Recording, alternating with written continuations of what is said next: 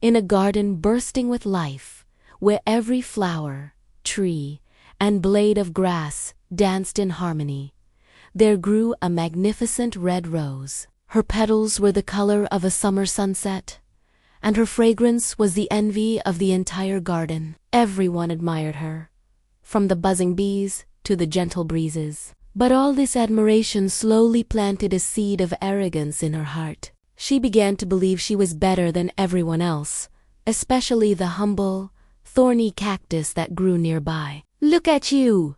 the rose would scoff, her voice dripping with disdain. "So rough and prickly, with no scent to speak of. Why do you even exist in this beautiful garden?" She would turn her head away from the smaller wildflowers, believing their simplicity was an insult to her own grandeur. Her pride built a wall around her, a beautiful but lonely fortress. The other plants, once her friends, started to keep their distance, saddened by her cold words. The cactus, however, remained calm. He had seen many seasons come and go and understood the ways of the world. "Dear Rose," he would say gently, his voice steady and kind, "every being in this garden has a purpose. Your beauty is a gift, but it is not the only measure of worth." The rose would just toss her head, unimpressed. Her vanity only grew as people would stop to praise her,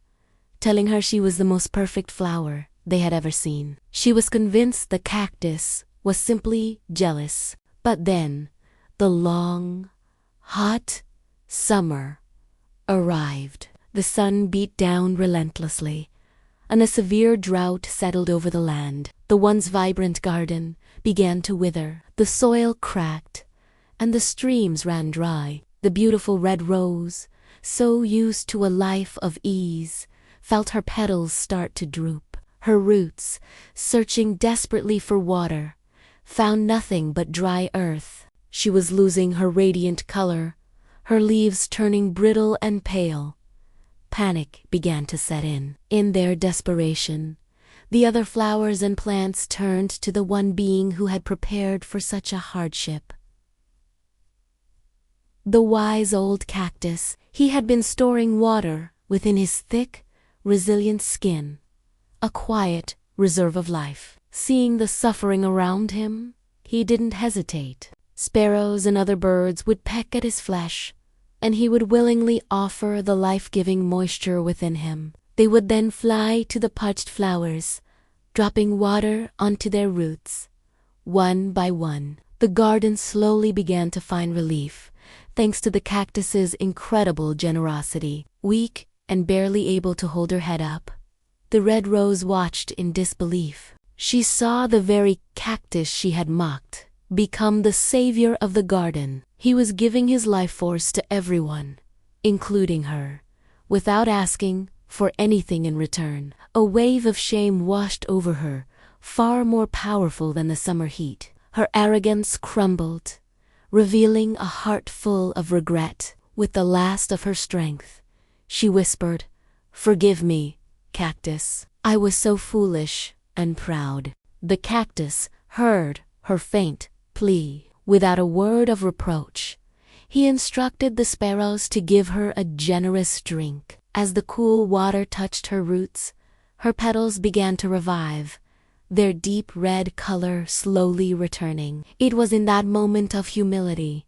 receiving a gift she didn't deserve, that the rose truly understood. She was transformed, not by praise, but by an act of selfless kindness. Her heart, once thorny with pride, softened with gratitude. This story teaches us a profound lesson. True beauty isn't found in a flawless appearance or a lovely fragrance. It blossoms from a kind and compassionate heart. The rose's pride led her to a lonely, withering existence, while the cactus's humility made him a source of life for everyone around him. It reminds us that everyone, no matter how they look on the outside, has unique value and strength. Sometimes it takes a challenge, like a drought, to reveal our true character. Let's think about the symbolism. The red rose represents the allure of external beauty and the danger of letting pride consume us. The cactus, on the other hand, embodies inner strength, patience, and the quiet wisdom that doesn't need to announce itself. The drought is like the hardships we all face in life, moments that test us and show who we really are.